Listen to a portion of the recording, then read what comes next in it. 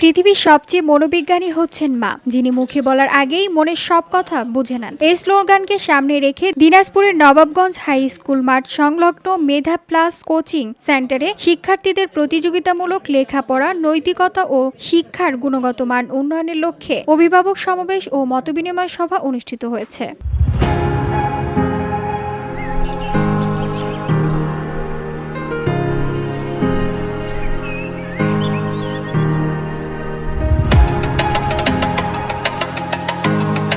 শনিবার বিকেলে high school মাঠ সংলগ্ন মেধা প্লাস কোচিং সেন্টারের সভাকক্ষে এই অনুষ্ঠান অনুষ্ঠিত হয়। অনুষ্ঠানে বক্তারা গুণগত ও মানসম্মত শিক্ষার প্রসারে অভিভাবকদের আরও সচেতন হতে আহ্বান জানান এবং শিক্ষার্থীদের সুরক্ষায় শিক্ষিত হতে আহ্বান জানান।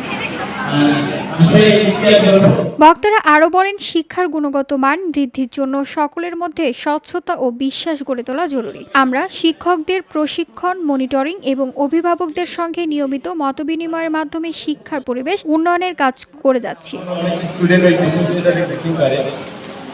অনুষ্ঠানে উপস্থিত ছিলেন মেধা প্লাস কোচিং সেন্টারের পরিচালক ও কোচিং সেন্টারের সহকারী শিক্ষক সন্তেশ রায় ও একাডেমিক ইনচার্জ উৎপল সরকার ও সিনিয়র শিক্ষক মোহাম্মদ মাসুদ রানা ও আইটি বিভাগের নিয়ন্ত্রক চন্দন পাল ও কোষাধ্যক্ষ অনিক পাল ও সিনিয়র শিক্ষক নিমাই রায় সহ মেধা প্লাস কোচিং সেন্টারের ১৫০ শতাধিকেরও অধিক ছাত্রছাত্রী এবং অভিভাবকরা উপস্থিত ছিলেন।